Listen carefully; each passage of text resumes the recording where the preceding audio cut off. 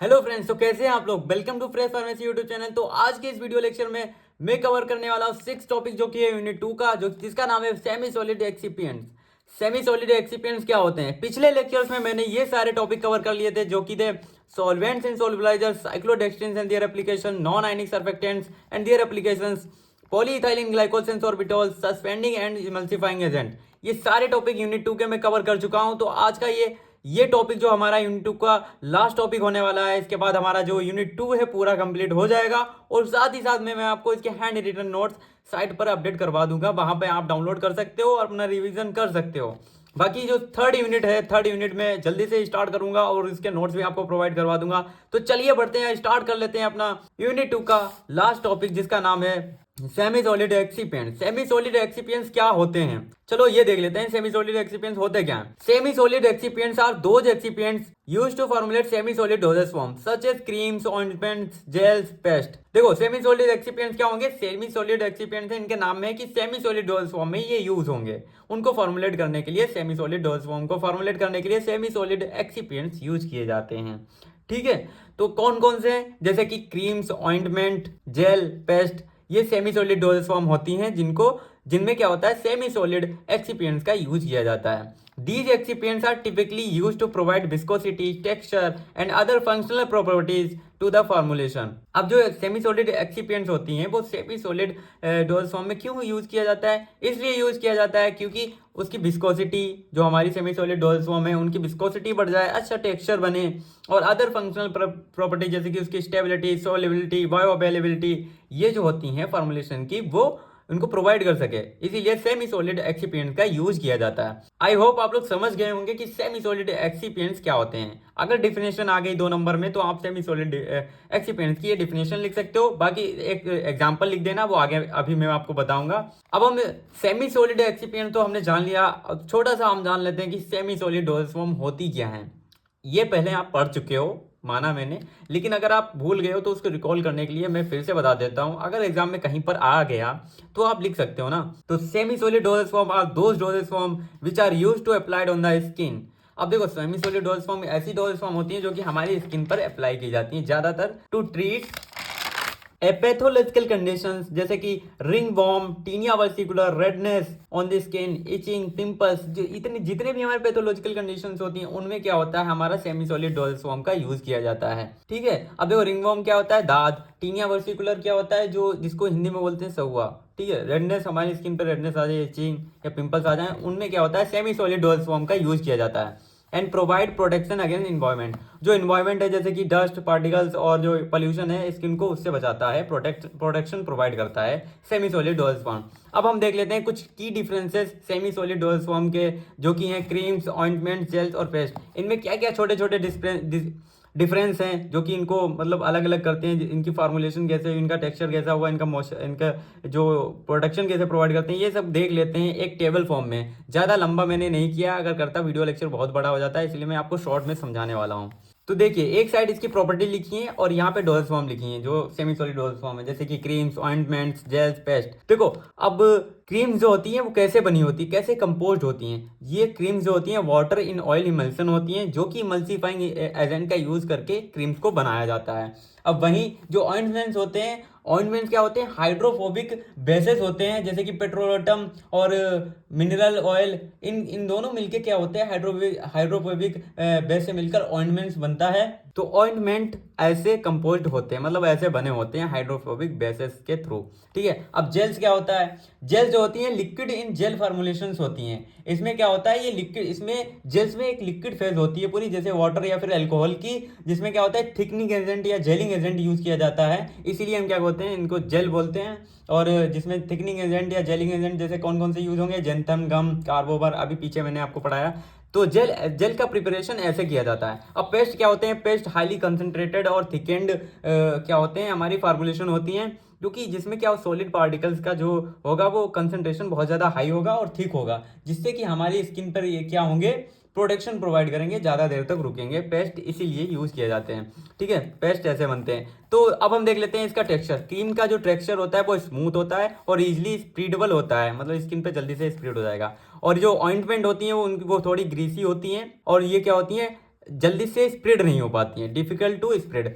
और जेल्स क्या होती हैं, ये स्मूथ होती हैं, इजिली स्प्रेडेबल होती हैं। जेल्स को आप वो स्मूथ होती हैं और उनको आसानी से आप स्प्रेड कर सकते हो स्किन पर। पेस्ट क्या होते हैं, ये बहुत थिक होते हैं और विस्कस होते हैं। ठीक है, अब इसका हम रेजिस्टेंस टाइम देख लेते हैं। इसकी स्किन पे क्रीम जो हमारी है कितनी देर तक हमारी स्किन के ऊपर रुकती है। जो क्रीम जो होती है वो ऑइंटमेंट से थोड़ा कम, मतलब शॉर्ट टाइम में रुकती है। और जो ऑइंटमेंट होते हैं उनकी जो रेजिस्टेंस टाइम होता है वो क्रीम से बहुत ज़्यादा होता है। और जो जेल्स होती हैं उनका जो रेजिस्टेंस टाइम है स्किन पर वो क्या होता है, ऑइंटमेंट से कम होता है। और पेस्ट का क्या होता है, क्रीम से ज़्यादा होता है। ऐसे आप इसको याद रख सकते हो, मतलब ऐसे ये की डिफरेंस है जो क्रीम्स, ऑइंटमेंट्स, जेल्स और पेस्ट को डिफरेंट करते हैं। ठीक है, अब हम देख लेते हैं इसकी मॉइस्चराइजिंग प्रॉपर्टी। मतलब क्रीम्स जो होती है मॉडरेट फॉर्म में मॉइस्चराइज प्रॉपर्टी रखती हैं। मॉडरेट फॉर्म में मतलब क्या है, ये जो इनका जो मॉइस्चराइजिंग इफेक्ट होता है वो वाटर और ऑयल्स की वजह से बहुत कम होता है। मतलब हाई नहीं होता है, ना लो होता है, उसके बीच में होता है, मॉडरेट फॉर्म में होता है। ऑइंटमेंट क्या होते हैं, उनकी जो मॉइस्चराइजिंग प्रॉपर्टी होती है हमारी स्किन के ऊपर बहुत ज़्यादा हाई होती है। हाई क्यों होती है, क्योंकि वो हाइड्रोफोबिक बेस होते हैं। ठीक है, जिसकी वजह से स्किन पर क्या होता है, जल्दी से मॉइस्चराइज हो जाते हैं, स्किन को मॉइस्चराइज ज़्यादा करते हैं। और जो जेल्स होते हैं, जेल्स की जो मॉइस्चराइजिंग इफेक्ट है, जो मॉइस्चराइजिंग प्रॉपर्टी है वो बहुत लो होती है। अब लो क्यों होती है, क्योंकि इसमें जेलिंग एजेंट यूज़ किया जाता है। ठीक है, जिसकी वजह से क्या होता है, मॉइस्चराइजिंग और जो मॉइस्चराइजिंग अमाउंट है, मॉइस्चराइजिंग अमाउंट बहुत कम यूज किया जाता है। मॉइस्चराइजिंग एजेंट का अमाउंट जो होता है बहुत कम यूज किया जाता है। इस वजह से इनकी मॉइस्चराइजिंग प्रॉपर्टी होती है बहुत लो होती है। पेस्ट क्या होते हैं, पेस्ट की जो मॉइस्चराइजिंग प्रॉपर्टी होती है वो मॉडरेट होती है, क्रीम्स की तरह, ना ज़्यादा हाई होगी और ना ही ज़्यादा लो। ठीक है, बीच में होगी इनकी प्रॉपर्टी। अब दूसरा प्रॉपर्टी क्या है, कूलिंग एंड सूदिंग इफेक्ट। अब क्रीम्स में क्या होता है, इनकी जो कूलिंग और सूदिंग इफेक्ट होता है वो लो होता है। अब क्या होता है, creams provide low levels of cooling and soothing effect. ठीक है, और जो ऑइंटमेंट होती हैं उनका जो सूदिंग इफेक्ट होता है, कूलिंग इफेक्ट होता है स्किन के ऊपर, क्या होता है, उनका भी लो होता है। तो ointments provide low level of cooling and soothing effects. Gels क्या होता है, जेल्स का जो कूलिंग एंड सूदिंग इफेक्ट होता है दोनों से बहुत ज्यादा हाई होता है। तो इसमें क्या देखेंगे, gels provide high level of cooling and soothing effect due to their water content and ability to absorb heat. देखो जेल्स क्या कर सकते हैं, उनमें वाटर कंटेंट बहुत ज्यादा होता है, जिससे वाटर कंटेंट को क्या करेंगे, बहुत ज्यादा होगा, जिससे कि अब्सॉर्ब जल्दी होंगे और क्या करेंगे, हीट को एब्जॉर्ब कर लेंगे। अब जो पेस्ट होते हैं, पेस्ट का भी क्रीम्स और ऑइंटमेंट की तरह क्या होती है, इनका जो कूलिंग और सूदिंग इफेक्ट होता है बहुत ही कम होता है, लो लेवल का होता है। अब हम देख लेते हैं स्किन प्रोटेक्शन कौन सबसे ज्यादा स्किन को प्रोटेक्ट करता है। क्रीम्स क्या करती हैं, जो प्रोटेक्शन जो प्रोवाइड करती हैं लेकिन लो लेवल में प्रोवाइड करती हैं। तो हम क्या लिखेंगे, creams provide low level of skin protection as they are easily removed. हम इनको आसानी से रिमूव कर सकते हैं। एंड ऑइंटमेंट क्या होती है, हाई लेवल ऑफ क्या करती हैं, ये स्किन को प्रोटेक्शन यूज करते, स्किन को प्रोटेक्शन प्रोवाइड करते हैं। क्यों, क्योंकि उसमें क्या होता है, हाइड्रोफोबिक बेस यूज होता है इसीलिए। ठीक है, और क्रीम्स भी प्रोवाइड करती हैं प्रोटेक्शन, लेकिन एज कंपेयर टू ऑइंटमेंट कम करती हैं। जेल्स क्या होता है, जेल्स का भी लो होता है और पेस्ट का हाई होता है, मतलब हाई प्रोटेक्शन प्रोवाइड करती हैं। अब पेस्ट ज़्यादा क्यों प्रोटेक्शन इसको प्रोवाइड करता है, क्योंकि ये काफ़ी थिक होता है, जिसकी वजह से हमारी स्किन के ऊपर काफ़ी देर तक रहता है और ये उससे एडहेसिव नेचर में रहता है, मतलब उससे चिपका रहता है, इसीलिए ज़्यादा देर तक प्रोटेक्शन प्रोवाइड कर सकती हैं। अब हम देख लेते हैं अगली प्रॉपर्टी, जिसका नाम है मेडिकेशन डिलीवरी। मतलब क्रीम्स को कैसे डिलीवर किया जा सकता है मेडिकेशन के थ्रू। अब क्रीम्स कैसे हमारे स्किन के अंदर पहुंचेगी, उसका जो मेडिकेशन डिलीवरी है मॉडरेट होती है, मतलब कि ना ज़्यादा हाई होती है और ना ही लो। वो हमारी स्किन पर क्या होता है, इजिली एब्जॉर्ब हो जाता है। ऑइंटमेंट क्या करते हैं, जो ऑइंटमेंट होते हैं वो मॉडरेट टू हाई क्या करते हैं, मेडिकेशन डिलीवरी करते हैं। मतलब ये जो होते हैं बहुत ग्रीसी नेचर में होते हैं, जो कि हमारी जो मेडिकेशन की जो एब्जॉर्प्शन है उसको बढ़ा सकते हैं। ठीक है, यहाँ पर मेडिकेशन डिलीवरी का मतलब होता है कि हमारी स्किन के ऊपर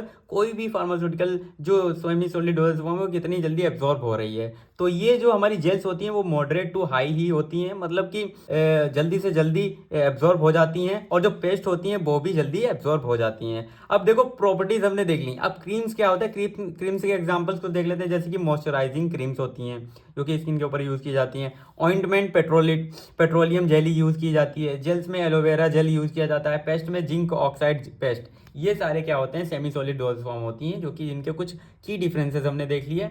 अब बढ़ते हैं अपने नेक्स्ट टॉपिक की तरफ, जो कि है semi solid excipients. Semi solid excipients अब हम देख लेते हैं कौन कौन से होते हैं। हमने देख लिया इसकी डिफिनेशन। अब कौन कौन से सेमी सॉलिड एक्सिपिएंट्स होते हैं उनके नाम देख लेते हैं।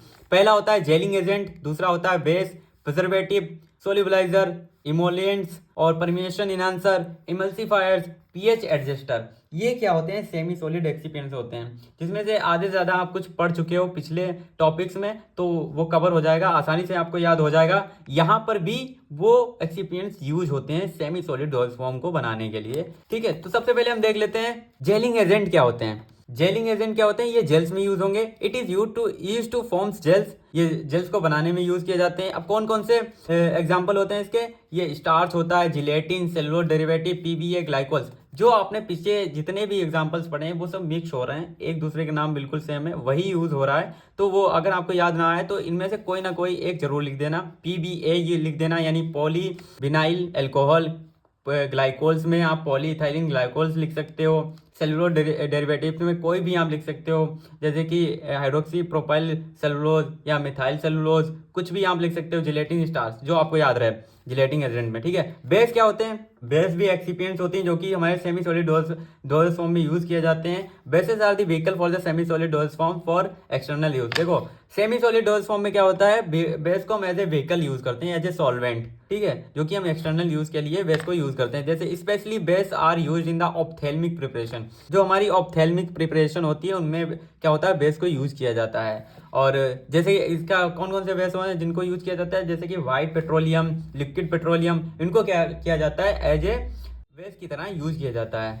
अब जो बेस होते हैं वो 4 टाइप में क्लासिफाइड किए गए हैं। पहला हाइड्रोकार्बन बेसिस, जिसको हम ओलिजिनस बेसिस कहते हैं, absorption basis, water removal basis और वाटर सोल्युबल बेसिस। तो सबसे पहले हम देख लेते हैं हाइड्रोकार्बन बेसिस क्या होते हैं या ओलियजेनस बेसिस क्या होते हैं। देखो इसके एग्जाम हाइड्रोकार्बन बेसिस में क्या होगा? हाइड्रोकार्बन के बेसिस होंगे, तो इसमें क्या होगा? Petroleum USP, white petroleum USP, yellow ointment USP, white ointment USP. ये क्या होते हैं? ये बेसिस हैं जो कि हमारे सेमी सॉलिड एक्सिपिएंट्स की तरह यूज होते हैं सेमी सॉलिड डोज फॉर्म में। एब्जॉर्प्शन बेसिस कौन कौन से होते हैं? एब्जॉर्प्शन बेसिस जैसे कि हो गया आपका hydrophilic petroleum, lanolin USP. Water removal basis कौन कौन से होते हैं जो वाटर को रिमूव करते हैं? जैसे कि हाइड्रोफिलिक ऑइंटमेंट और बेनिसिंग क्रीम। ये क्या हो गए? आपके वाटर रिमूवल बेसिस होते हैं। वाटर सोल्युबल बेसिस क्या होते हैं? जो वाटर में सोल्युबल होते हैं, जैसे कि पॉलीइथाइलिन ग्लाइकोल ऑइंटमेंट। ये क्या होता है? वाटर सोल्युबल बेसिस होते हैं। अब हम बात कर लेते हैं अपना तीसरा सेमी सॉलिड एक्सिपिएंट्स का, जिसका नाम है प्रिजर्वेटिव्स। प्रिजर्वेटिव्स क्या होते हैं? कोई भी हमारे, जैसे कि अब हम सेमी सॉलिड डोज फॉर्म पढ़ रहे हैं, तो सेमी सॉलिड फॉर्मुलेशन कोई भी होगी उसमें क्या होगा? माइक्रो ऑर्गेनिज्म की ग्रोथ को प्रिवेंट करेगा, जिसे हम प्रिजर्वेटिव कहते हैं। आप पहले पढ़ चुके हो। अब कौन कौन से प्रिजर्वेटिव्स होते हैं वो देख लेते हैं। जैसे सेमी सॉलिड डोजेस फॉर्म में आप यूज करोगे प्रिजर्वेटिव, पैरावेंस यूज करोगे, बेंजोइक एसिड यूज करोगे, सॉर्बिक एसिड। ये पिछले एग्जांपल भी आप देख चुके हो, यहाँ पर भी वही है, बस एक बार आप याद कर लेना, तो आपको बार बार याद करना नहीं पड़ेगा। अब ये यूज करने से क्या होगा? हमारी ड्रग की जो सेफ्टी है और सेल्फ लाइफ है वो एक्सटेंड होगी, और माइक्रोबियल ग्रोथ से प्रिवेंट, मतलब हमारी जो माइक्रोबियल ग्रोथ है कोई भी सेमी सॉलिड डोजेस फॉर्म में प्रिवेंट होगी प्रिजर्वेटिव का यूज करने से। अब देख लेते हैं सोल्युबलाइजर। चौथा हमारा सेमी सॉलिड एक्सिपिएंट है सोल्युबलाइजर। ये क्या करेगा? सोल्युबलाइजर क्या करते हैं? जो पुअरली सोल्युबल हमारे इंग्रेडिएंट होते हैं, कोई भी मतलब सॉल्यूट वगैरह एपीआई, तो उनकी क्या करता है? ये सोल्युबिलिटी को इनहेंस करता है, इंक्रीज करता है। Solubilisers are used to enhance the solubility of the APIs. ये एपीआई की सोल्युबिलिटी को इंक्रीज करने के लिए सोल्युबलाइजर यूज किए जाते हैं। अब कौन कौन से हैं? पीईजी हो गया, साइक्लोडेक्सिन हो गया, ग्लिसरीन हो गया। आप सोल्युबलाइजर्स पहले पढ़ चुके हो।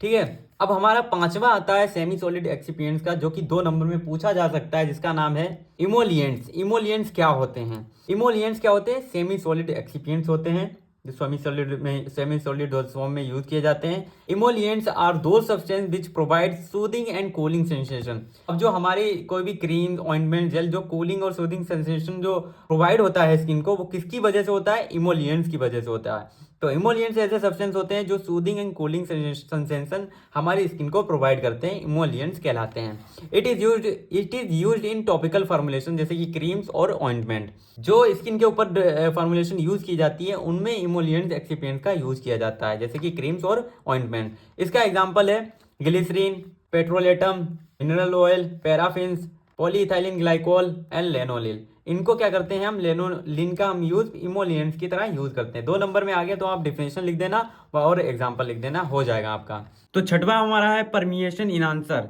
ये एक सेमी सॉलिड एक्सिपिएंट है जो कि क्या होता है, परमिएशन इनहांसर क्या करते हैं, जब कोई भी हमारी सेमी सॉलिड डोजेज फॉर्म होगी और जो स्किन पर जब उसको लगाएंगे तो क्या करेगा, वो हमारी स्किन के थ्रू एब्जॉर्ब होगी। अब कितनी देर में वो एब्जॉर्ब हो रही है तो इस पे ये डिपेंड करता है। इसके लिए हम क्या करते हैं, परमिएशन इनहांसर यूज करते हैं, जिससे कि उसकी परमिएबिलिटी बढ़ जाती है और स्किन पर क्या करता है, आसानी से जल्दी से एब्जॉर्ब होता है। तो देख लेते हैं कि परमिएशन इनहांसर क्या होते हैं। Permeation enhancers are those substances which are added along with the API and enhance the permeability of a semi-solid dosage form. Permeation enhancer क्या होते हैं, एक ऐसे सब्सटेंस होते हैं जो कि हमारी API के साथ फॉर्मुलेशन में यूज किए जाते हैं, जिससे क्या होता है, जो सेमी सॉलिड डोजेज फॉर्म होती है उनकी परमिएबिलिटी बढ़ जाती है, जिससे हमारी स्किन में जल्दी से वो एब्जॉर्ब करते हैं। तो हम देख लेते हैं इसके परमिएशन इनहांसर के कुछ एग्जांपल्स, कौन कौन से ऐसे परमिएशन इनहांसर्स हैं जो कि यूज किए जाते हैं हमारी सेमी सॉलिड डोजेज फॉर्म्स में। एग्जांपल है पहला ethanol, polyethylene oxide and surfactant. ये जो होते हैं ये तीनों एज ए परमिएशन इनहांसर यूज किए जाते हैं। अब हमारा सातवां सेमी सॉलिड एक्सिपिएंट आता है जिसका नाम है पीएच एडजस्टर। पीएच एडजस्टर क्या होते हैं, it is use to maintain the pH of the dosage form.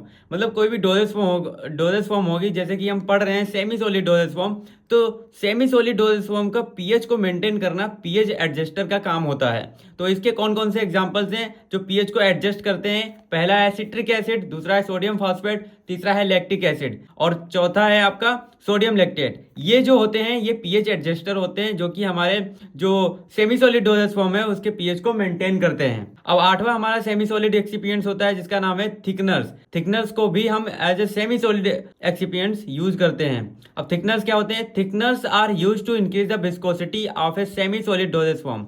जो भी हमारे सेमी सॉलिड डोजेज फॉर्म होते हैं उनकी जो विस्कोसिटी होती है उसको इंक्रीज करते हैं थिकनर्स, ठीक है। And provide desired texture and consistency. कोई भी सेमी सॉलिड डोजेज फॉर्म है उसको डिजायर्ड टेक्सचर प्रोवाइड करेंगे और उसमें कंसिस्टेंसी लाएंगे, तो थिकनर इसलिए यूज किए जाते हैं। अब कौन कौन से थिकनर्स हैं जो कि as a semi solid excipients use किए जाते हैं, पहला है एचपीसी, हाइड्रोक्सी प्रोपाइल सेलुलोज। दूसरा है नेचुरल गम्स। नेचुरल गम्स आप पिछले लेक्चर्स में पढ़ चुके हो कौन कौन से होते हैं। तो नेचुरल गम्स कौन कौन से हैं, जेंथम गम हो गया, एकेसिया हो गया, ये सब क्या होते हैं, आपके नेचुरल गम्स होते हैं। तो यहां तक आपने क्या देखा, यहां तक आपने सेमी सॉलिड एक्सिपिएंट्स के टाइप्स देख लिए, सेमी सॉलिड एक्सिपिएंट्स क्या होता है ये देख लिया। अब हम देख लेते हैं कि इसकी आइडियल कैरेक्टरिस्टिक्स क्या होती हैं। तो जैसा कि यहां पर आप देख सकते हो कि हमने जो सेमी सॉलिड एक्सिपिएंट्स वाला जो पार्ट है पूरा कंप्लीट कर लिया है। तो हमारी सेकेंड यूनिट पूरी कंप्लीट हो चुकी है। अगर इससे कोई क्वेश्चन बनेगा तो सेमी सॉलिड एक्सिपिएंट्स क्या होते हैं ये पूछेगा, और कौन कौन से सेमी सॉलिड एक्सिपिएंट्स हैं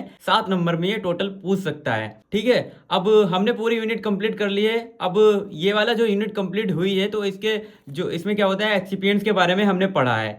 तो पूरे एक्सिपिएंट्स के बारे में हम क्या देख लेते हैं, एक आइडियल कैरेक्टरिस्टिक्स देख लेते हैं जो कि कोई भी एक्सिपिएंट्स है उसको चूज करने में हेल्प मिलेगी। तो ये जो आइडियल कैरेक्टरिस्टिक्स हैं वो आप यूनिट 3 के आइडियल कैरेक्टरिस्टिक एक्सिपिएंट्स में भी लिख सकते हो और यहाँ पर भी लिख सकते हो। ये आइडियल कैरेक्टरिस्टिक्स जो है एक्सिपिएंट्स की आपको एक बार पढ़ना होगा, आप हर एक एक्सिपिएंट की आइडियल कैरेक्टरिस्टिक्स में लिख सकते हो। तो सबसे पहला क्या है, एक्सिपिएंट्स कैसा होना चाहिए, फिजिकली एंड केमिकली इनर्ट होना चाहिए। मतलब ये ऐसा एक्सिपिएंट होना चाहिए जो केमिकली इनर्ट हो, कोई दूसरे एक्सिपिएंट के साथ रिएक्ट ना करे। दूसरी प्रॉपर्टी इसकी क्या होनी चाहिए, जो एक्सिपिएंट्स होते हैं वो नॉन टॉक्सिक, नॉन रिएक्टिव और नॉन इरिटेंट होने चाहिए। यानी कि जब उनको हम यूज कर लें तो हमें क्या होगा, कोई टॉक्सिसिटी ना देखने को मिले, किसी दूसरे इंग्रेडिएंट के साथ रिएक्ट ना करें फार्मूलेशन में। और जो इसकी एक्सिपिएंट्स की वजह से इसको अगर हम लें फार्मूलेशन को जो सेमी सॉलिड डोज फॉर्म में, तो ये क्या करेगा, इरिटेशन पैदा ना करे, ठीक है। अब तीसरा हमारा आइडियल कैरेक्टरिस्टिक है जो कि एक्सिपिएंट्स की compatible with drug and other ingredients. मतलब हम ऐसा एक्सिपिएंट्स हमें चूज करना चाहिए जो हमारी ड्रग के साथ कंपेटिबल हो, उसके साथ सही से मिक्स हो जाए और कोई रिएक्शन ना शो करे। तो ऐसा हम क्या करेंगे, एक्सिपिएंट्स यूज करेंगे और जो अदर इंग्रेडिएंट हैं उनके साथ भी कंपेटिबल शो करें। चौथा हमारा है बायो अवेलेबिलिटी। इसकी जो एक्सिपिएंट्स होंगे उनकी बायो अवेलेबिलिटी बहुत ही अच्छी होनी चाहिए। बायो अवेलेबिलिटी का मतलब होता है the actual amount of drug which can reach in our systemic circulation. जितना भी हमारे सिस्टमिक सर्कुलेशन में जो ड्रग पहुंचती है वो बायो अवेलेबिलिटी कहलाती है। तो एक्सिपिएंट की जो बायो अवेलेबिलिटी है वो भी बहुत अच्छी होनी चाहिए। पांचवा हमारा कैरेक्टरिस्टिक क्या है, जो एक्सिपिएंट्स ऐसे चूज करने चाहिए हमें जो लो कॉस्ट में हो और इजीली अवेलेबल हो। मतलब लो कॉस्ट में हमें मिलेंगे तो हम आसानी से उनको यूज कर सकते हैं, ज़्यादा रुपए भी खर्च नहीं करने पड़ेंगे। छठवां है इजीली अवेलेबल हो, कहीं भी आप आसानी से आपको मिल जाएं, आपको ज़्यादा ढूंढना ना पड़े। तो जो ऐसे एक्सिपिएंट्स हम देखेंगे जो इजीली अवेलेबल हो। सातवां है सॉल्युबिलिटी शुड बी परफेक्ट, और जो एक्सिपिएंट्स ऐसे देखेंगे जिनकी सॉल्युबिलिटी ज़्यादा हो, पुअरली सॉल्युबल ना हो, सॉल्युबिलिटी उनकी ज़्यादा हो। अगर सॉल्युबिलिटी ज़्यादा होगी तो क्या होगा, हमें दूसरे एक्सिपिएंट्स यूज नहीं करने पड़ेंगे अपनी फॉर्मुलेशन में सॉल्युबिलिटी को इंक्रीज करने के लिए। अब आठवां हमारा जो प्रॉपर्टी है एक्सिपिएंट्स की वो क्या होनी चाहिए, ये स्टेबल होने चाहिए। मतलब जब आप इनको स्टोर करोगे या फिर कहीं ट्रांसपोर्ट करोगे तो ये स्टेबल फॉर्म में होने चाहिए, किसी भी दूसरे सब्सटेंस से रिएक्ट नहीं करने चाहिए। कम टाइम में ही इनके अंदर क्या होता है, माइक्रोबियल कंटामिनेशन ना आ जाए, तो इसलिए ये स्टेबल होने चाहिए। और नौवां हमारा कैरेक्टरिस्टिक है अप्रूव्ड बाय रेगुलेटरी बॉडीज, जो भी रेगुलेटरी बॉडीज है उनके द्वारा एक्सिपिएंट्स अप्रूव्ड होना चाहिए। यानी कि कोई आप ऐसा सस्ता कोई बेकार क्वालिटी का एक्सिपिएंट ना ले लें, ऐसा लेना चाहिए एक्सिपिएंट जो रेगुलेटरी बॉडीज के द्वारा अप्रूव्ड हो, क्योंकि उसकी क्वालिटी बहुत ही अच्छी होगी। ठीक है। 10वां आपको देखना है कैरेक्टरिस्टिक की एक्सिपिएंट कैसा होना चाहिए, ऑर्डर लेस होना चाहिए और टेस्ट लेस होना चाहिए। कि जो भी आप उसमें कोई दूसरा एक्सिपिएंट्स यूज करोगे उसका क्या होता है, जैसे कि आप फ्लेवरिंग एजेंट या फिर स्वीटनिंग एजेंट का यूज कर रहे हो तो ये खुद का इफेक्ट ना शो करे। तो इसीलिए क्या होगा, ऑर्डरलेस और टेस्टलेस एक्सिपिएंट्स होना चाहिए। आई होप आप लोग समझ गए होंगे। तो यहाँ तक आपको बिल्कुल आसान भाषा में समझ में आ गया होगा। आपको हैंड रिटन नोट्स आपको साइट पर मिल जाएंगे। और ये लेक्चर में इस टाइम रात के 12 बजे रिकॉर्ड कर रहा हूँ। तो वीडियो लेक्चर कैसा लगा कमेंट करके जरूर बताना और शेयर कर देना अपने दोस्तों के साथ, वीडियो को लाइक कर देना। और मैं आज ही ये क्या करूँगा, यूनिट 2 पूरे नोट्स अपलोड कर दूंगा और यूनिट 3 भी आज ही अपलोड करने वाला हूँ। इसी के साथ चलिए मिलते हैं अपनी नेक्स्ट वीडियो में, तब तक के लिए बाय बाय, जय हिंद।